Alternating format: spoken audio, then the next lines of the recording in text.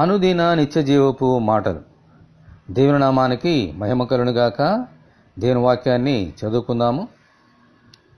అట్టి మనుష్యుడు ద్విమనస్కుడై తన సమస్త మార్గముల యందు అస్థిరుడు గనక ప్రభు వలన తనకేమైనను దొరుకునని తలంచుకొనరాదు.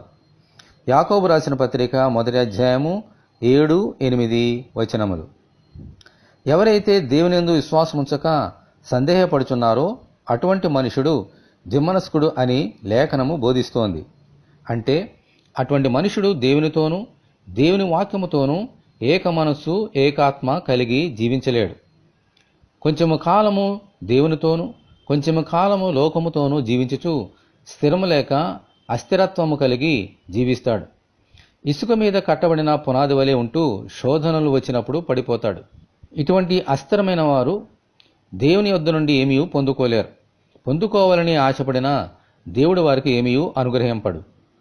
ఏమాత్రమును సందేహింపక స్థిరత్వము కలిగి ఏక మనస్సు కలిగి విశ్వాసంతో అడిగినప్పుడు మాత్రమే దేవుడు మనకు సమస్తమును అనుగ్రహిస్తారు. దేవునికి స్తోత్రము కలుగునుగాక. ఆమేన్. ఇటువంటి కృప కొరకు మనమందరము దేవుని ప్రార్థన చేసుకుందాము. విశ్వాసమును కర్తైన ప్రభువా, మీకు వందనములు. మీ యందు ఏక మనస్సును స్థిరత్వమును కలిగి విశ్వాసముంచి మేము అడుగు వాటి నెలను మీ యొద్ద నుండి పొందుకున్నట్లు అనుగ్రహించమని, ఈ వాక్యం వింటున్న నీ బిడ్డలందరినీ అలాగున దీవించమని ప్రభు అయిన యేసుక్రీస్తు ద్వారా ప్రార్థన చేస్తున్నాము తండ్రి. ఆమేన్. తండ్రి అయిన దేవుని నుండి మన ప్రభు అయిన క్రీస్తు యేసు నుండి కృపయు కనికరమును సమాధానమును మనకు కలుగునుగాక. ఆమేన్. పరిశుద్ధ దేవుని మందిరం.